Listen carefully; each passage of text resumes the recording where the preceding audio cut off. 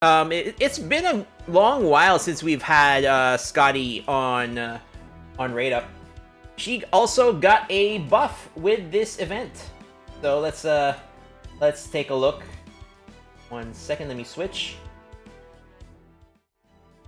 But yeah, she got a buff. She has an NP interlude, so they buffed her NP. Okay. So for the summoning campaign, the servants that are on Raid Up is Skadi, Benny Enma, Emiya, and Martha. Right now, it's Skadi first, and then tomorrow will be Benny Enma, and then back to Skadi, and then it will be so on and so forth, mix of the two. So yeah. Now as for Skadi, she got a buff to her NP.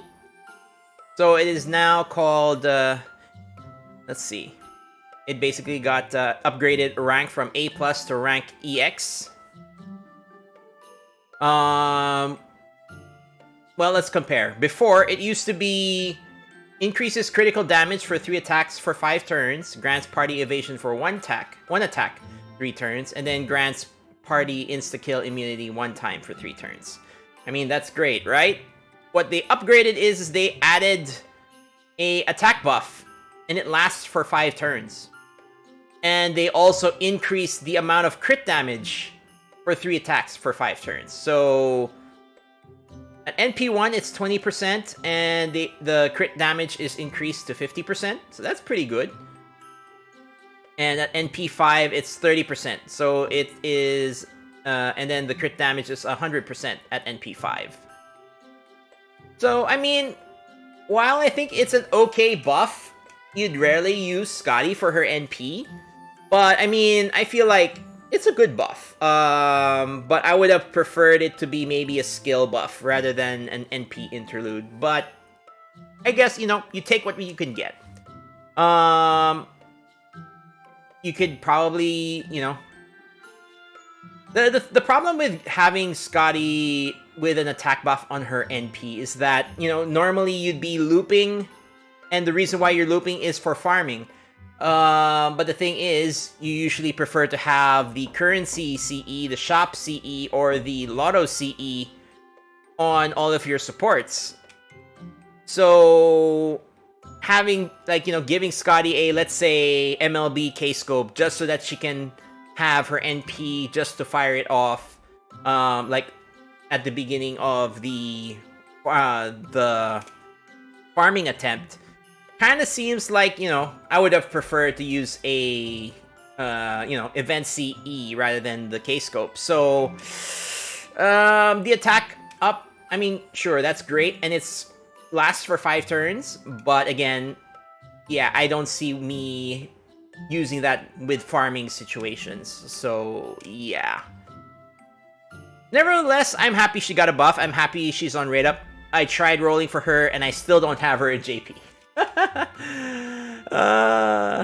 But what can I do? Anyways, so, while we're here, let's take a look at Santa Martha as well. So, she is the welfare that we get.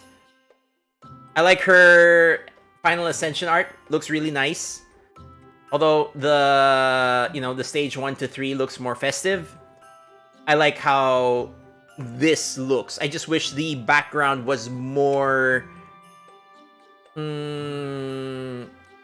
holiday themed, but what can you do? Anyways, so she is a quick servant. 2 quick cards, 2 arts cards, and a buster. Her first skill is a targetable skill. Martha's Home Cooking X. So increases one ally's attack for 3 turns, increases their max HP for 3 turns, and then increases their NP charge gauge by 20%. So the NP charge, it's a flat 20%. It does not increase to, or does not scale to level.